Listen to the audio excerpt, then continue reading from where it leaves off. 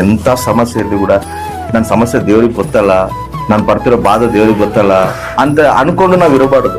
ನಿಜವಾಗ್ಲೂ ನಾನ್ ಸಮಸ್ಯೆ ದೇವ್ರಿಗೆ ಗೊತ್ತಿಲ್ಲ ಅಂದ್ರೆ ಅದ್ ನನಗೆ ಸಹಾಯ ಮಾಡಕ್ ಬರೋದಿಲ್ಲ. ಬರ್ತಾನ ಏನಂತ ಹೇಳಾರ, ನಿನ್ ಕೇಳು ನಾನ್ ಕೊಡ್ತೀನಂದ, ನಿನ್ ತಟ್ಟು ನಾನ್ ತೆರಿತೀನಂದನ.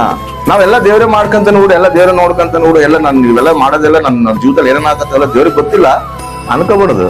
ನೀನ್ ಕೇಳು ದೇವ್ರನ್ನ, ಕುತ್ಕೊಂಡು ಕೇಳು. ಕೇಳೋವರೆಗೆ ಎದಕ್ ಸುಮ್ಮನೆ ಇರ್ಬೇಕು ದೇವ್ರು? ಹಂಗೆ ಮಾಡುವುದಲ್ಲ. ಎದಕ್ ಸುಮ್ಮನೆ ಇರ್ತಾನಂದ್ರೆ ದೇವ್ರನ್ನ ಯಾವಾಗ ಕೇಳ್ತೀವಂದ್ರೆ ನಾವು ನಮ್ಮ ಪ್ರಯತ್ನ ಎಲ್ಲ ಪಟ್ಟು ನಮ್ ಪ್ರಯಾಸ ಎಲ್ಲ ಮಾಡಿ ನಾವೆಲ್ಲ ಸೋತೋದ್ಮೇಲೆ ಅವಾಗ ಲಾಸ್ಟ್ ನಮ್ಗೆ ಯಾರು ಗುರ್ತು ಬರ್ತಾರ? ಅದು ಬಿಡ್ತಾನ. ಪಡು, ನೀನ್ ಎಷ್ಟು ಪ್ರಯಾಸ ಪಡ್ತಿ ಪಡು, ನೀನ್ ಇನ್ನ ಪ್ರಯತ್ನಗಳು ಏನೇನ್ ಪಡ್ತಿ ಪಡು, ನೀನ್ ಎಷ್ಟು ಅದ್ರಾಗಿದ್ದ ಹೊರಗೆ ಬರ್ಬೇಕಂತ ನಿನ್ ಶಕ್ತಿ ಮೀರಿ ನೀನೇನು ಪ್ರಯಾಸಗಳು ಪಡ್ತಿ ಮಾಡು ಅಂತೇಳಿ ನೋಡ್ತಿರ್ತಾನ.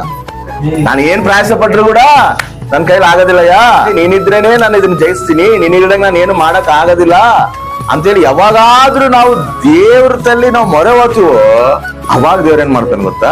ಆತ ಹೇಳೋದು ಬರ್ತಾನೆ. ಯಾಕಂದ್ರೆ ನಾವು ಯಾರ ಸಹಾಯಕ್ಕಾಗಿ ನಾವು ಡಿಪೆಂಡ್ ಆಗಿರ್ತೀವಿ? ದೇವ್ರ ಸಹಾಯಕ್ಕಾಗಿ ಡಿಪೆಂಡ್ ಆಗಿರ್ತೀವಿ. ಅಲ್ಲೇವರೆಗೂ ಬಿಡ್ತಾನ.